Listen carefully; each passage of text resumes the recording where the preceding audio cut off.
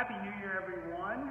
Wishing you all the best in 2021 on this, the second day of the year. I want to take a little bit more of your time than perhaps usual, but I promise if you stay with me, this will all make sense. And I want to address the idea that policymakers are viewing fitness as recreational as opposed to essential.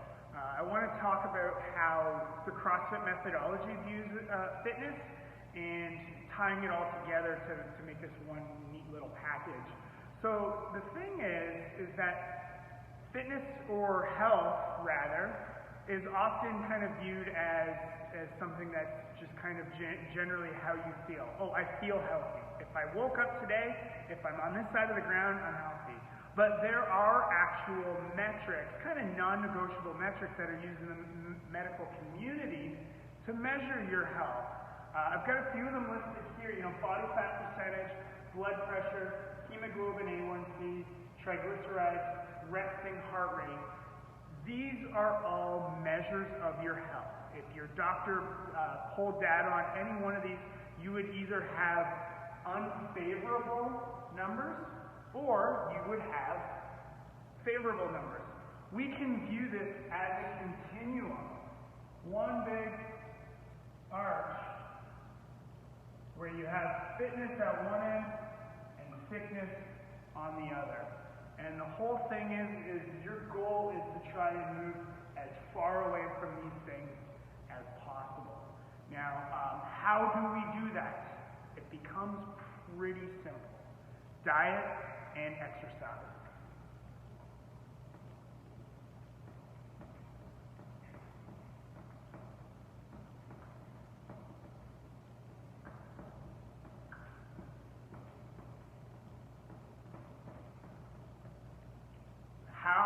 What you eat rather? Well, you have to eat good, nutritious food, and it doesn't matter what you do for exercise, but some sort of exercise.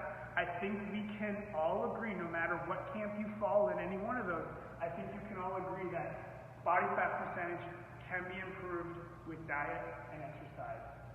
Blood pressure can be improved with diet and exercise.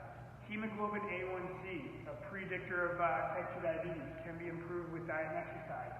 Triglycerides can be improved with diet and exercise, and resting heart rate can be improved with diet and exercise. Additionally, if we consider this in actually an inverse relationship, we can use diet and exercise to predict any one of these things.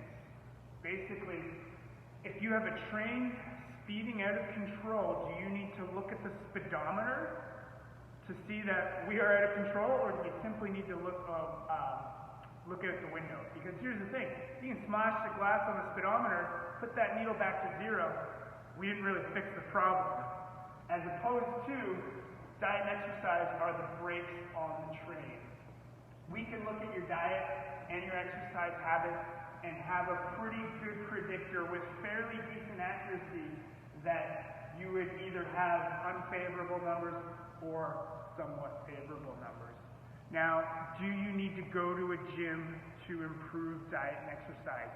No, absolutely not. But does it become something that can help you considerably in that? I would say yes, absolutely. If a personal trainer, not at a CrossFit gym, at any gym anywhere, can they help you improve diet and exercise? I would say probably yes, right? So why are barriers being put up for you? Shouldn't those barriers be removed?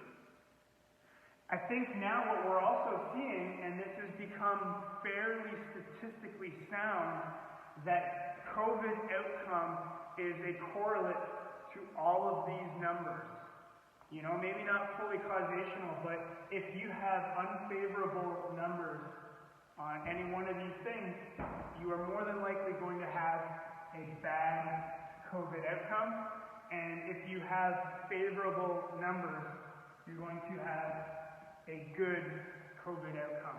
So yes, preventing of the spread is important, but should we not at least be given the opportunity or the toolkit to improve on these things? I'm not an infectious disease person. I am simply going by the numbers that are kind of given to us, and it's pretty much shown that there is strong correlation between having favorable, all of these numbers being good COVID outcomes, and the inverse, all of which can be affected by diet and exercise.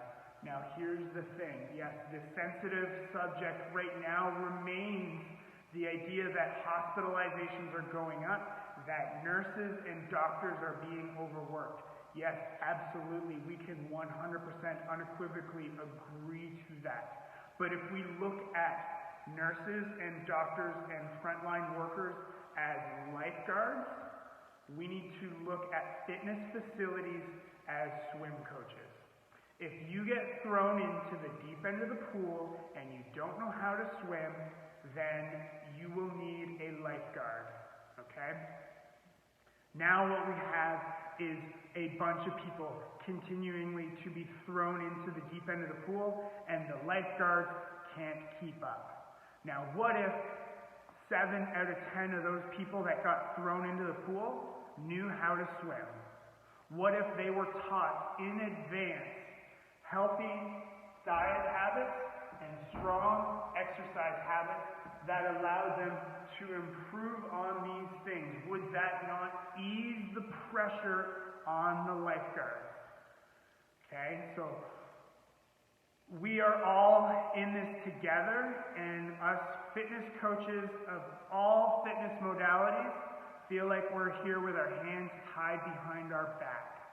All we ask is that fitness be deemed essential with all the standard protocols put in place, that we can do our part to help improve on all of these things, to remove the handcuffs, to let us contribute as swim coaches to the battle to make things better.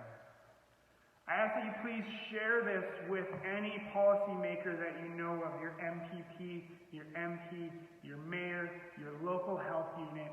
We are all willing to work together. We want to be a part of this and show that we can be preventative in these health metrics to help improve upon them. We're in this together, so let's get to it together.